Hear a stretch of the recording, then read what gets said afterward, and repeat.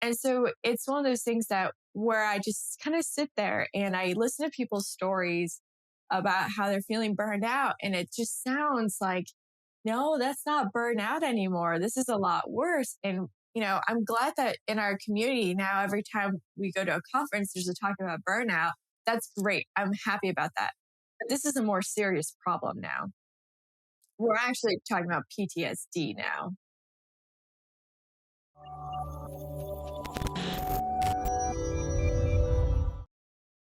Hello, everyone. Welcome back to another episode of 401 Access Denied, brought to you by both Cybery and Delinea. I'm Joseph Carson, your co-host for the episode today, and I've got some exciting news for you. I'm joined by an awesome guest, and we've got something to announce today. So the awesome guest is joining me is Chloé, and Chloé is going to be my new permanent co-host of the episode moving forward. So it's a pleasure to have you join me today. So, Chloé, do you want to give the audience a bit of a background about yourself, what you do, and we can take it from there? Yeah. Well, thanks for having me on here, Joe. It's going to be fun to do some episodes with you. So basically, I'm the Chief Impact Officer over at Cybery. And what I basically do is I'm, helping the business grow and really getting those feedback loops from customers.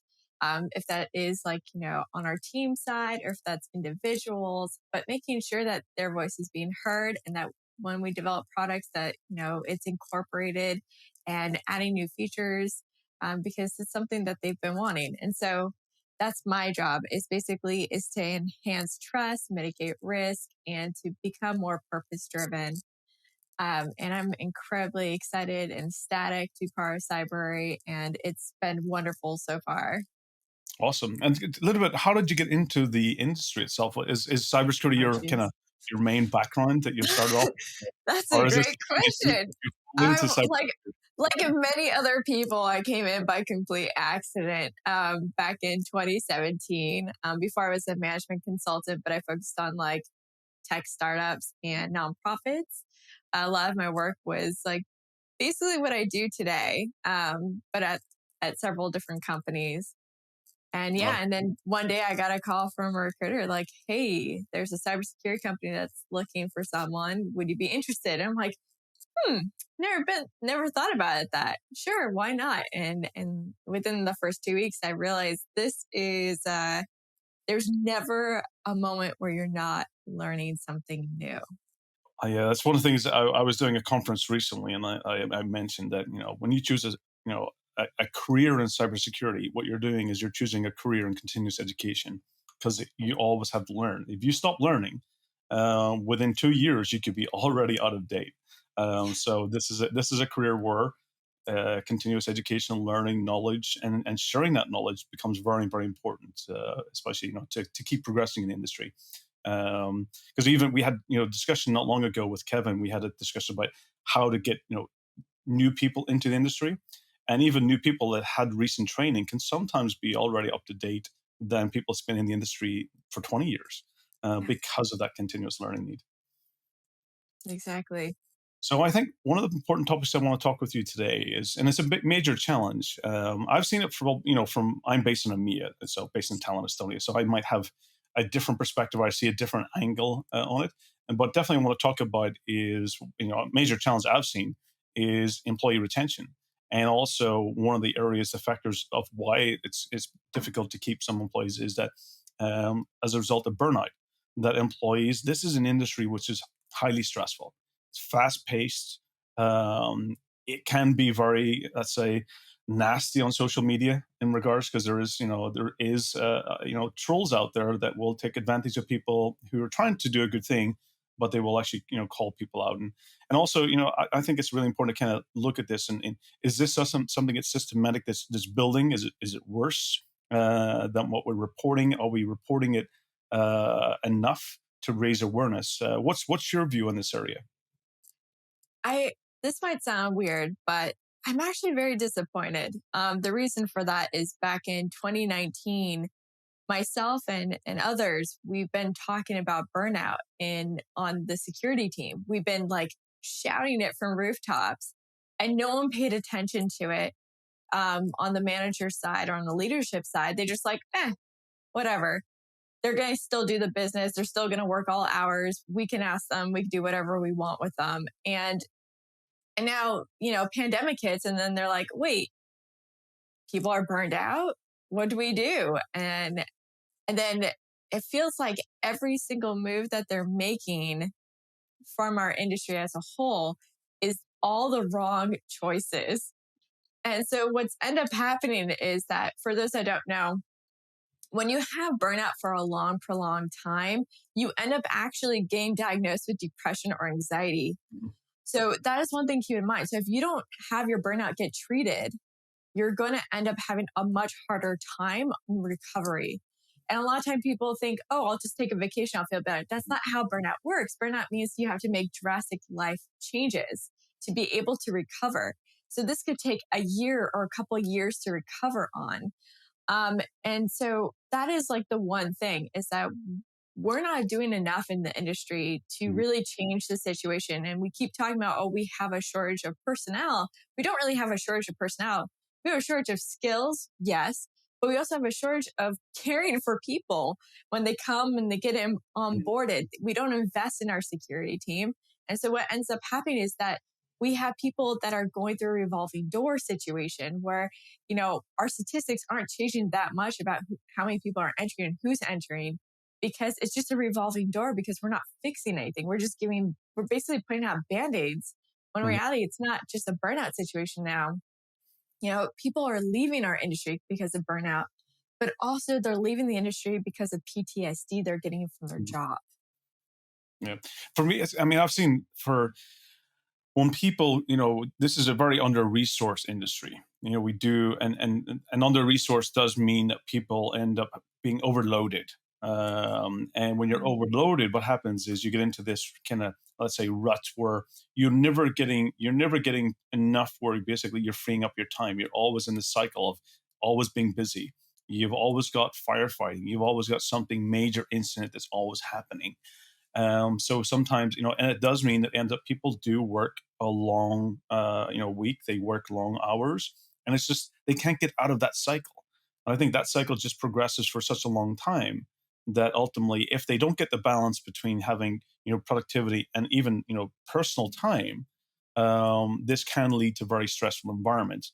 And to your point is that if that stress prolongs, my understanding is if the management don't deal with it early, this can lead to more, let's say, trauma scenarios where people start actually getting other types of things to deal with it, whether it being, I've seen in the InfoSec industry, alcohol being a major impact, where people turn to alcohol to try and deal with it, and then that becomes where the company sees that as the problem, but not dealing with the origin source, which is the stress and the trauma. Even food, even lack of lifestyle balance as well can also lead to eating disorders, sleeping disorders, other types of things. So for this industry, it is very stressful, and if you keep that for a long time, it can lead to trauma. And it's something that we do see it. We do see aspects of it on social media, people reaching out. But I do think that the pandemic, a lot of people were dealing with it because we had a very great community when we came together. We had so many events where people can come, and I think the events themselves, the in-person events, sometimes allowed people to vent and to socialize and to try and deal with it that way. But when we get into the pandemic, that venting or that kind of way of dealing with it was no longer there. So I'm pretty sure that the pandemic also has accelerated some of these impacts. Do we have, is there some types of things that we can deal with it? Or is it mainly on organizations need to recognize it or find a way to balance it? What's kind of the recommendations here to address? Yeah. So I'm giving a presentation at RSA conference, and this presentation was built by myself and Ryan Louie, who's a psychologist that has been in cybersecurity space as well. And we wanted to dive in to try to figure out what's really happening behind scenes. So the reality is, like you said, burnout occurs when we can't balance our personal life and our work life.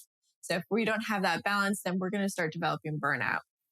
Well, a lot of times people believe it's because the amount of work, and it's not. Actually, the top two reasons for why that is, from our research that we gathered, was poor leadership. poor leadership was number one. The second was the lack of organization caring. So those are the two parts where we start having Hmm. burnout. And usually how it works is that when you start a new job, it takes within 6 months for a non-managerial role. And if you're in a manager role, it takes 1 to 2 years because you have more sense of autonomy. But that poor leadership and lack of organization caring is the reasons why we're developing burnout. It's not about the Hmm. overworkload. That's like number 7 out of the top 10.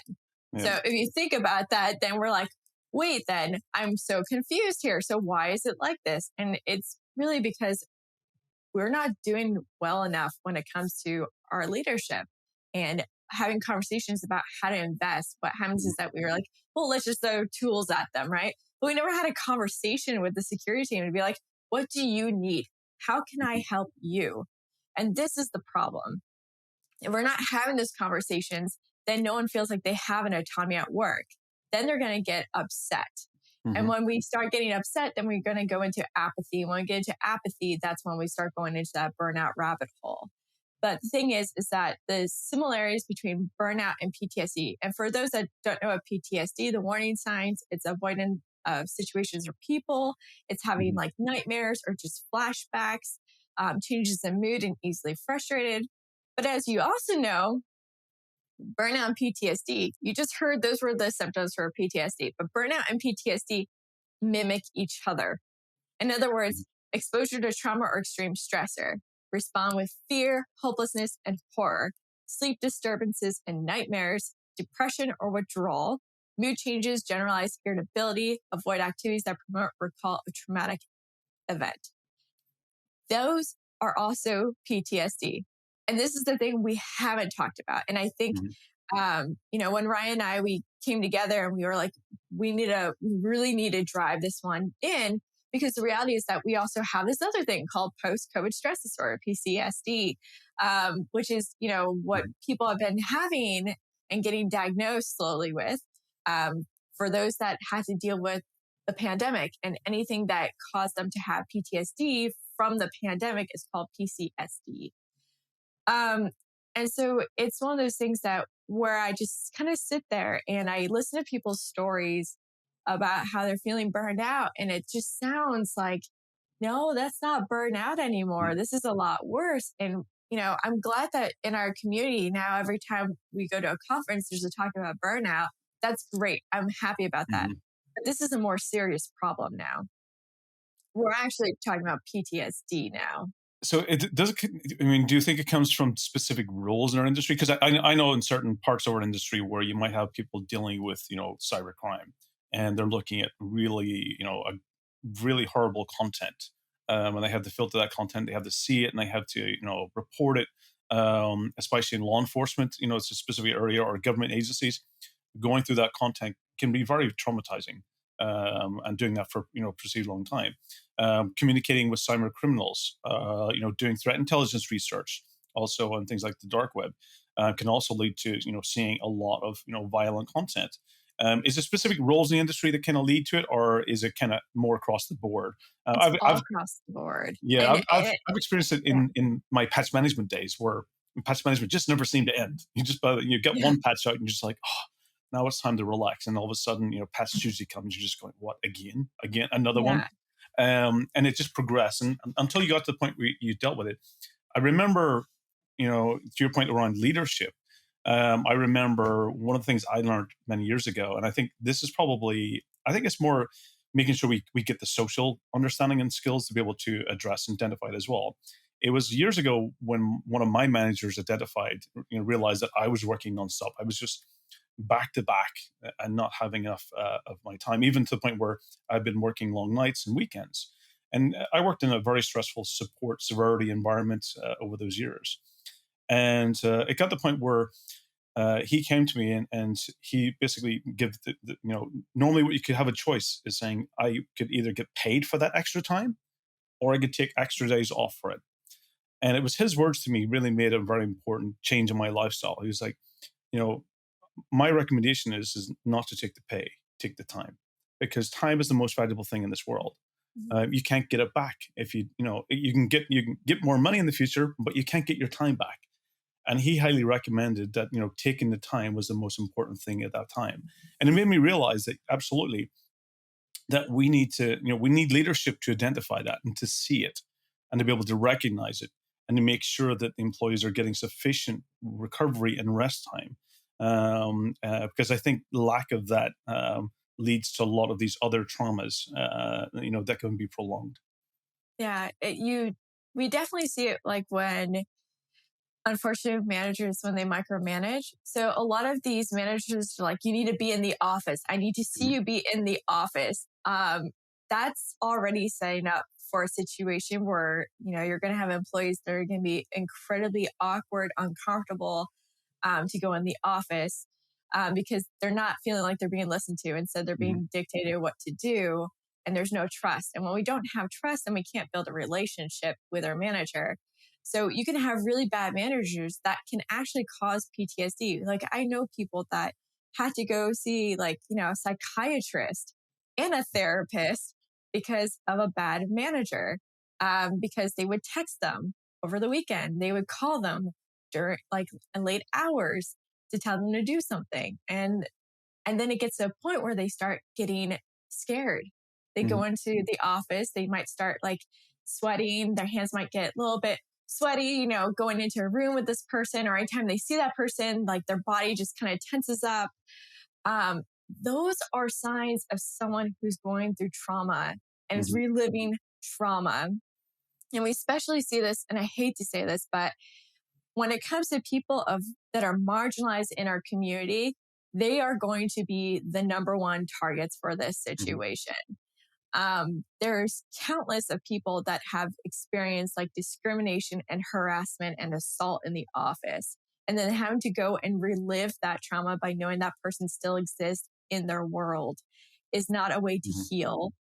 And so what happens is they might withdraw from their work. They don't do as much work because of this experienced trauma, and people fire them. And then they're like, there's something wrong with me. But in reality, it takes years later for them to recognize, oh, this isn't on me. This was that person that did that to Mhm. me.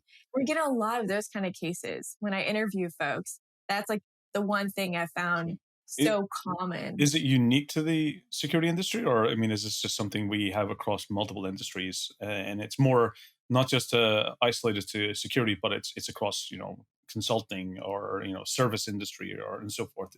So it's much more of a national challenge that needs to be addressed rather than just an infosec by itself. I think any industry that has a lack of, you know, representation of Mhm. marginalized people, we're going to have this type of situation. But I would say the one thing in InfoSec, which scares me the most, is the fact that, even CISOs right now are Mhm. overwhelmed.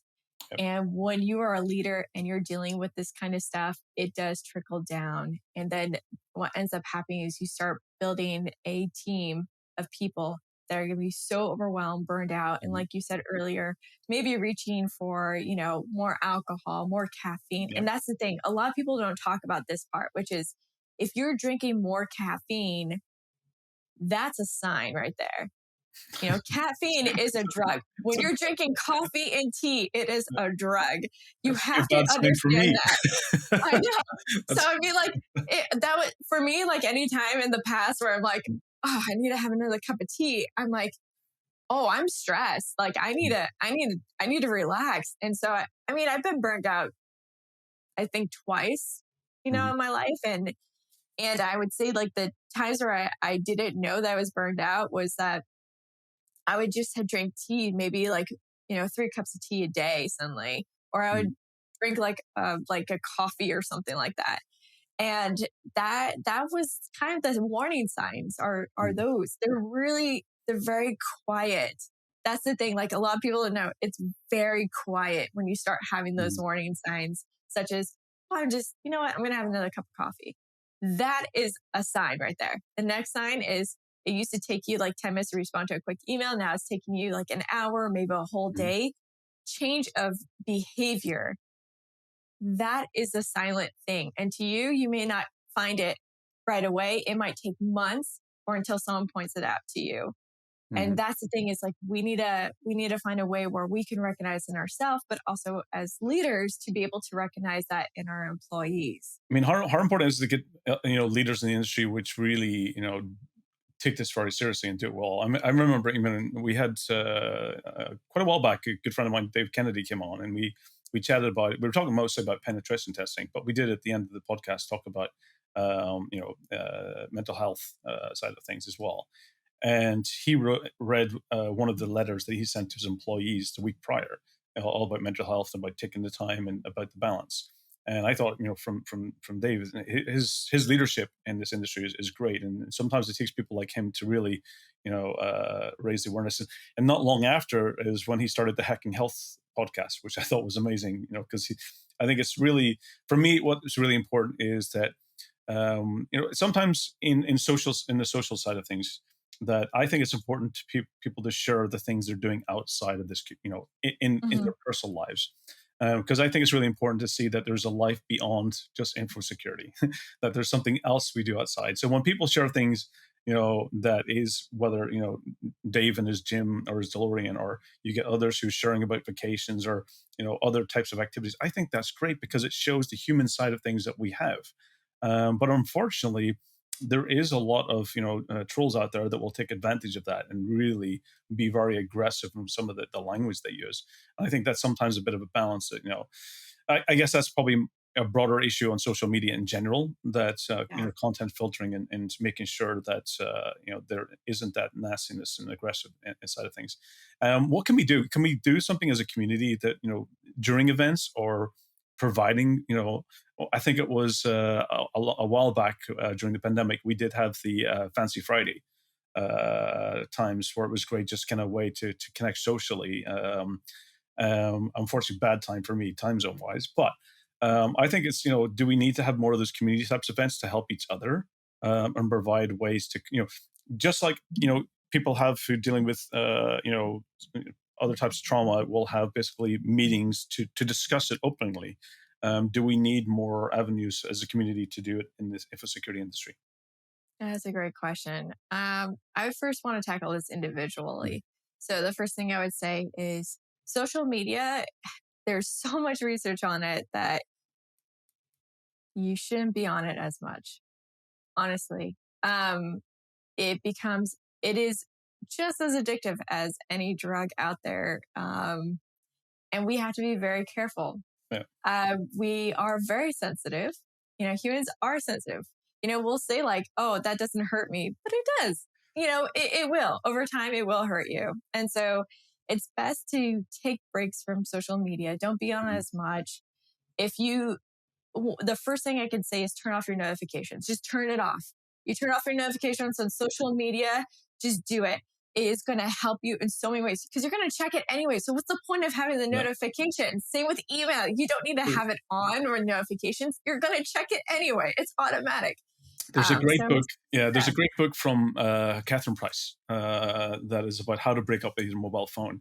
And actually, yeah, several years ago, when I go to conferences, and there's some speakers that sometimes it's not directly, it's a related topic. I think it was the same. It was an ISC Squared conference where they also had uh, Chelsea talking about the stress of basically the flight that landed in Hudson. And at the same event, also was Catherine Price talking about how to break up with your mobile phone. And that was so impactful to me that actually, when she was talking and I listened, I was like, I need to make those changes myself. And I actually I separated phones. I have now a phone which basically I use just, if I need an emergency to call somewhere, or just, get somewhere. And then I've got my work phone. I've separated it. And I've also removed all social media, bar a few, from my mobile devices. So I need to go to a laptop in order to see, more kind of a thick line to see the social media side. So I've kind of really kind of separated and have a very kind of fine line about crossing over on that, and it has helped me. It's definitely helped me from that addiction of scrolling, just continuously looking into the oblivion that has no real impact in our lives, other than increasing stress and needs. So absolutely, for the audience, we'll definitely make sure that put a link to the book in the show notes, because it will change your life So definitely other things you think as well, because definitely social media, separating it or having limitations is important. Yeah, I do it where I only allow myself to be on social media for about, so like Twitter, LinkedIn, and Instagram. I will give myself like maybe at most 1 hour a day, Mhm. and not even. And that's usually just me responding to people's DMs, usually, or I'm tagged in something. Like I don't post as much anymore. Like I remember a couple of years ago before the pandemic, I would, be a regular user of social media. And then I realized like, this is so much work. Like, I would rather go read a book or like do a puzzle or play with my pups or like go see a friend. Like, it's insane how much time we give. And the Mhm. other thing is that you are a product. Yeah. On social media, you are the product. Like, the social media isn't the product, you're the product. And so they know how to make you want to get back on. That's what Mhm. they're do. That's their job on, on Yeah. social media. The So more the more people is looking at their screen, the more ads they can sell, which is what they're looking they for in know other areas. So way too much. But I would say, turn off notifications on your phone. You don't need them. Honestly, you don't need them. Um, the other thing I would say on the individual thing is honestly, if you have any symptoms of like feeling overly anxious or you feel hopeless or helpless or anything like that, I highly recommend reaching out to a therapist. Um, is there any sites? I know that every now and again, especially organizations are running like B-sides and a lot of different events now. What they're doing is, you have a choice now, if you want to donate. And there's, I know there's several sites that's also dealing with mental health and insecurity. Is there any recommendations that you have that people can go to in order to seek help? I would Um, say first talk to your doctor. Honestly, what you want to do is get a physical. You want to make sure your vitamins are all okay. And what I mean by that is if you have like low iron, low vitamin B, or low vitamin D, you're going to have symptoms of like depression or anxiety. So you want mhm, to first get that checked out, make sure that, it's not just a body situation. And then talk to talk to your doctor and be like, I think I need to go and seek help. That's mhm, that's the first step you're supposed to do. And then they will refer you, or your insurance will, and you'll log into your platform, and they mhm, should have a different ways to know what's in your network. And then just go with one of those, read the reviews of them, and just note like you may meet with one and it didn't go well. That's mhm, okay. You can go. It's like sometimes you have to try on a few, mhm. different ones to see which one fits the best for you. But when you do, like hold on to them. But yeah, I'd I also honestly recommend think of my that. recommendation as well is also don't be afraid to speak to your organization. I'm pretty sure that not all managers may be approachable, Yeah. but I'm pretty sure most organizations and most managers, they want to take care of their employees. So make sure that if you do have a manager that is approachable or organization which has, facilitates, openness about this type of challenge, feel free to make sure you speak. Because even myself, I've managed, hundreds of people in the past, and I've always kept an open door. I've had, employees who's had challenges that was, not always work related. Some of them are personal related, and you're always keeping it open, making sure that they had the time that they need to be able to sort things out. So I think it's really important, organizations and leaderships, that we need to, as an industry, make sure we have strong leaders that can be open door and be understandable about employee situations. That what you end up doing is the more you care for them, they end up being very loyal, very great employees for a long time. And I think that's really important for organizations to be open and realize that. Yeah, I really hope people start realizing that it's like, they always worry, well, I don't want to, invest in an employee because if I Mhm. do, then they're going to go somewhere else. That's not usually the case. In the majority of the cases is that when you invest in them, they want to stay. People will stay, as long as you're paying them well and you're caring about them and they feel supported, they will stay. And that also, that is kind of your role as a manager. Like the thing is, like we have to understand, being a manager, it means you're going to be a coach, you're going to be a mentor. You want to see your employee go beyond you. Yeah. That's being a manager. If Absolutely. you're more like, oh, I don't want this person to ever go beyond me and I'll throw them under the bus anytime that I get in trouble, you should not be in leadership. You shouldn't be a manager of people, period. Yeah, and going back to the same. I mean, I've been fortunate. I've had great leaders that I worked for over the years, and I'm very fortunate to be, and several of them are still mentors to me even today, even after being almost in this industry for 30 years. I still go back to some of my mentors and leaders from even back in the 90s, which is, I guess, is weird, but they still advise me and still give me advice today. And the great thing is the one I was referring to before is I had a situation also, that uh, it was all about. They made the statement to me is if you ever have whatever an accident that meant that you couldn't come to work, or you ever stepped in front of the bus and something horrible happened, would the business be able to survive? And it made me realize that my job is to make sure that the business could survive. And it was always about making sure I could train the people around me to be able to do my job.